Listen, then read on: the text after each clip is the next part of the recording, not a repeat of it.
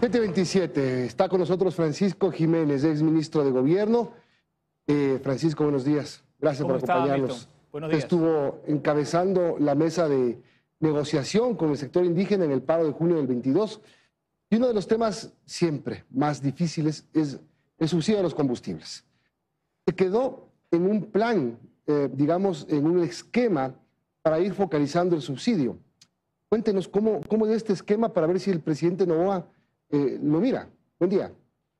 Bueno, efectivamente, cuando se firmó el Acta por la Paz, que fue, si no me equivoco, el 30 de junio del 2022, después de 18 días de manifestaciones, se acordó iniciar las mesas de diálogo, que efectivamente se iniciaron pocos días después, fueron 10 mesas, y la primera mesa que quisieron tratar las partes en conflicto, por decirlo así, en ese momento, fue la de los subsidios. Los subsidios fue una mesa complicada, con criterios encontrados. Obviamente este es uno de los grandes problemas estructurales de la economía ecuatoriana. Es la razón por la cual en ocasiones hasta se han caído gobiernos o se han tambaleado. Obviamente estaba fresco lo que había sucedido en octubre del 2019 con el gobierno de Lenín Moreno. Y la idea era que al menos se aporten criterios para ver de qué manera se podía transitar del subsidio generalizado que existía hasta ese momento al subsidio focalizado, que es lo que se busca. Y efectivamente, en función de eso, se definieron varios criterios, ¿no? Criterios en favor de la pesca artesanal, del transporte comunitario, del transporte fluvial y, por supuesto, también para el sector automotor, donde se estableció toda una tabla para vehículos, camionetas, suburbans y también motos, que a partir de determinado cilindraje ya no gozarían del subsidio. Entonces, los criterios están allí, están sobre la mesa y el trabajo existe. Por lo tanto, me parece que se puede retomar desde allí para poder seguir impulsando esto, que no es sencillo. No es sencillo y básicamente por dos razones. Primero, la razón política, que seguramente es la que más pesa, porque hay que aguantar lo que venga. El que decida tomar la decisión debe aguantar lo que venga, incluso con el riesgo de caerse, como usted mismo lo dice. Como pasó en octubre del 2019, que el presidente Lenín Moreno estuvo a punto de perder el gobierno. En el 2022, Guillermo Lasso lo propio. Pero también el tema técnico, la instrumentación, porque hay un montón de posibilidades, digamos, desde una tarjeta magnética, desde diferenciar los cilindrajes de los vehículos, el nivel de ingresos y varias otras cosas más. Es decir, también se necesita de tecnología para poder aplicar de manera justa el subsidio. Sí, ahí hay dos temas que usted ha tocado que son bien importantes. El primero, tomando en cuenta que este es un tema medular para todo el pueblo ecuatoriano, no solamente es para los pequeños, para los medianos, sino para los grandes también, porque el subsidio es por el momento transversal. Un subsidio no se adopta porque un día se dicta un decreto y ya está. No, no es así. Un subsidio se adopta en un marco y en un proceso de negociaciones previas. Yo creo que uno de los grandes fracasos, porque me tocó verlo con el gobierno del expresidente Lenín Moreno y me tocó vivirlo con el gobierno del expresidente Lasso, uno de los grandes fracasos es adoptar una política determinada, cualquiera que ésta fuese, en materia de subsidios, sin un proceso de conversación previo. Acá, cuando sucedió lo que sucedió en junio del 2022, dijimos, esto no se puede quedar así porque se va a repetir.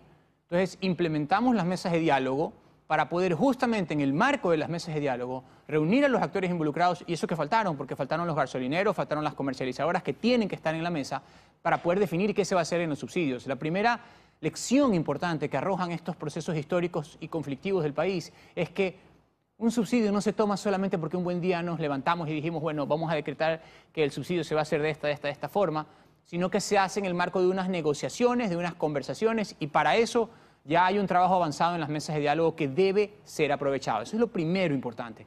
Y lo segundo, el subsidio no solamente es una metodología o una decisión que se implementa un día, sino que tiene otra contracara que es el control. Subsidio sin control no existe, porque deriva en mercado negro, que es lo que un poco que ha pasado con algunos comercializadores, por ejemplo, a vista y paciencia, lo sabemos todos, que muchos venden el combustible subsidiado en materia de pesca, por ejemplo, en alta mar, en el mercado negro. Y así engrosan las líneas de tráfico internacional ilícito que luego terminan redundando en el fortalecimiento de estas organizaciones delincuenciales. Entonces, el aspecto de control por parte del Estado es fundamental y para eso ya la tecnología nos ayuda. Como usted bien dice, efectivamente en algún momento se habló de las tarjetas. Hoy en día la información es cruzada entre las superintendencias, el SRI, la información que tienen los gobiernos autónomos descentralizados, el Ministerio de Obras Públicas y la Agencia Nacional de Tránsito. Basta con esa información de estas instituciones para que se establezca una base de datos coherente que permita saber quién debe recibir el subsidio y quién no. Porque el tercer criterio, que es fundamentalmente importante, es que un subsidio no está para profundizar la desigualdad entre las personas, sino para reducirla. Por eso tiene que ir a quienes efectivamente lo necesitan y no para consolidar ningún tipo de privilegios. Ahora, la base tecnológica está. Lo que faltaría es, digamos, que todos la tengan, que los gasolineros, que son los que serían los que instrumenten, digamos, la tengan.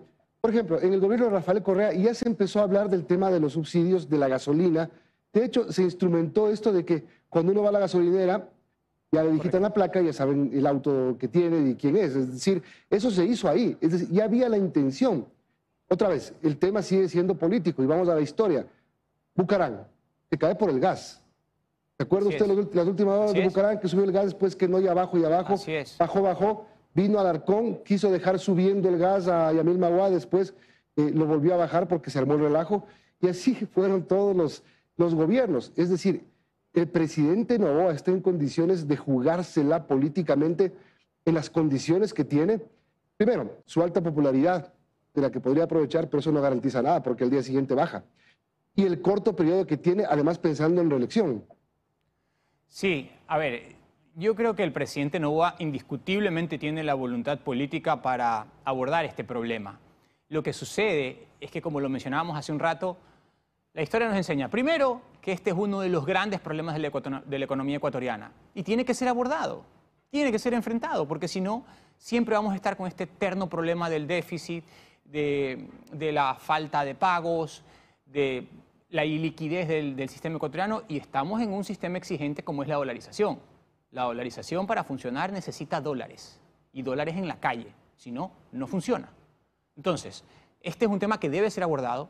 Yo creo que el presidente de la República tiene voluntad política, pero lo importante también, más allá de los criterios que se viertan para poder determinar cuáles son los subsidios que deben ser entregados, es que se haga dentro de un proceso, que esté involucrada la sociedad civil, que estén involucradas las empresas, que estén involucrados los comercializadoras, los gasolineros, y que además, con la ayuda de la tecnología, se establezca una base de datos unificada que facilite el control. Las ideas existen, la metodología también. Creo que en este caso la popularidad del gobierno lo autoriza, la voluntad política también existe.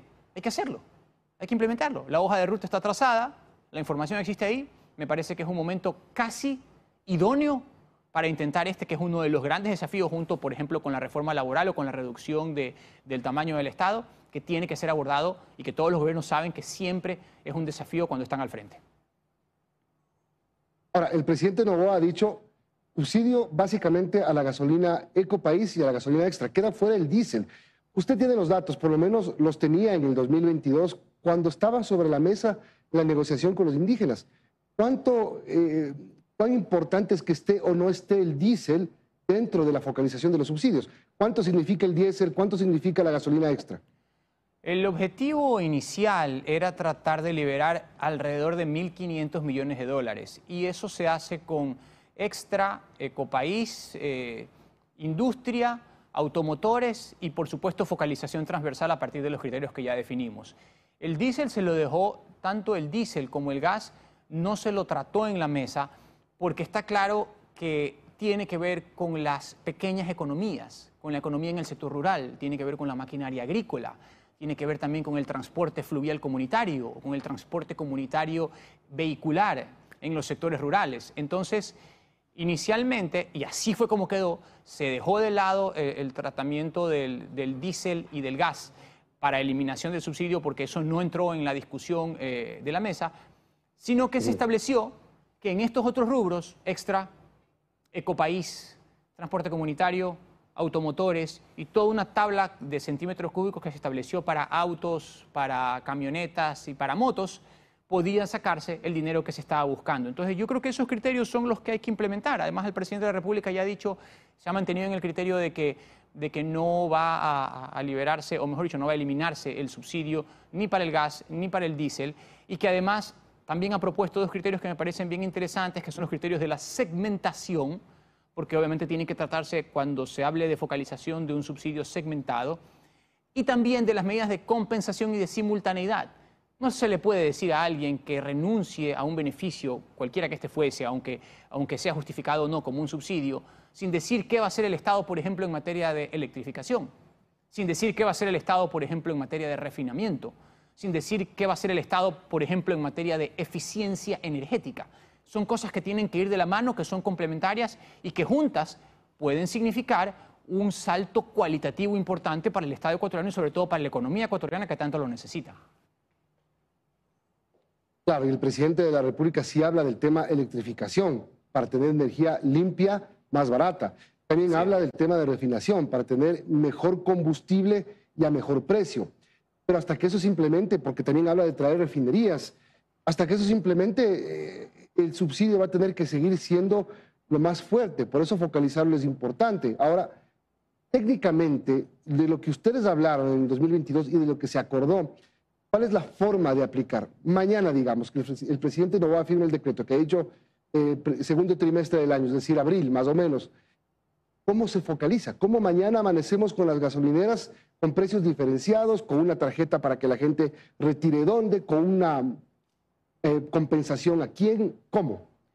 Lo más importante y lo primero es la base de datos, es la plataforma tecnológica. Cuando nosotros nos tocó implementar las mesas de diálogo, dijimos, bueno, pero esto no puede quedar simplemente en una conversación ahora de buenos amigos, porque hace un rato pues, estamos un poco distanciados y hasta peleados y por ahí había, las marchas. Perdóneme, le interrumpo, Francisco, el tema de la plataforma es bien importante porque yo recuerdo octubre del 2019, María Paula Romo, la ministra de Gobierno, y el problema era ese registro de la plataforma, porque a veces los vehículos de los sectores más pobres que necesitan el subsidio no están ni siquiera matriculados. Entonces, ¿cómo están registrados? Pero por lo menos, si usted no sabe quiénes son los beneficiarios, sí debe estar en condiciones de saber quiénes no lo son. Y en este caso, hoy en día, en las gasolineras, usted va y le dicen cuál es el número de placa, a quién pertenece, le hacen su tracking de cuántos galones tiene al mes. Así que, por lo menos estamos en condiciones, hoy por hoy, de saber quiénes no lo son. Y eso ya facilita un criterio de exclusión. Y como le estaba comentando hace un rato, cuando nosotros tuvimos que empezar de cero la metodología de las mesas de diálogo, porque una de las razones del éxito de las mesas de diálogo en cuanto a su trabajo, a su discusión y a sus resultados, fue que se implementó una metodología. Esto no era una reunión de buenos amigos que iban, se sentaban a conversar, luego se levantaba un acta y chao, nos vemos. No, no, no, no. Primero se estableció cuáles eran los criterios de acuerdos que habían, que eran 4 tipos de acuerdos, unos que involucraban a las instituciones del Ejecutivo, otros que involucraban a otras instituciones, otros que involucraban organizaciones sociales y otros que suponían trabajo en territorio. Luego de eso estableció un parámetro con semaforización de cuántos de esos se iban ejecutando bien y cuántos tenían problemas. Cuando yo salí, el 9 de febrero del 2023, estábamos al 83% en el nivel de ejecución. Por lo tanto, hubo que levantar, que no es tampoco, como dicen, ciencia de cohetes, sino que es una cuestión que con un poco de cabeza se la puede implementar. Levantamos toda una información que permitía llevar una revisión a través de reuniones bimensuales e implementar una serie de reformas que iban avanzando en el tema de las mesas. Hoy estamos hablando de un rubro distinto, pero que también tiene sus similitudes. Se tiene que partir de una base de datos, se tiene que establecer quiénes son los que se benefician de esos subsidios focalizados y quiénes no. Lo más importante ahorita es la información. Y el día de mañana, cruzando esa información con, como dije, Ministerio de Obras Públicas, Agencia Nacional de Tránsito, la información que tienen los gobiernos autónomos descentralizados y un par de instituciones más, perfectamente se puede determinar al menos quienes ya no tienen derecho al beneficio. Luego de eso, podemos o inmediatamente implementar las tarjetas, que de hecho ya se lo trabajó inclusive en el gobierno del expresidente Moreno cuando se estableció la posibilidad de una tarjeta, si no me equivoco, de 270 galones de cupo para los taxistas y para el transporte público. Para el transporte público me parece que era un poco más, pero que luego no se le implementó y se la dejó allí. Las buenas ideas tienen que concluirse, no se las puede dejar en el aire, porque las buenas ideas finalmente lo que terminan es restableciendo condiciones equitativas y más razonables de desarrollo para los países. Última pregunta y por favor en 10 segundos. ¿Qué le garantiza al presidente Noboa de que toma la decisión y los sectores no se levantan? Nada, pero las posibilidades se disminuyen cuando no se lo hace necesariamente desde una oficina y con un decreto y con una pluma, sino que es consecuencia de un trabajo que ya ha sido orientado, definido, esquematizado y que hoy tiene que recibir un siguiente paso de implementación. Francisco, gracias por acompañarnos. Francisco Jiménez, exministro de Gobierno, buen día. Gracias a ustedes. Vamos a la pausa, regresamos para conversar con el asambleísta Pedro Velasco.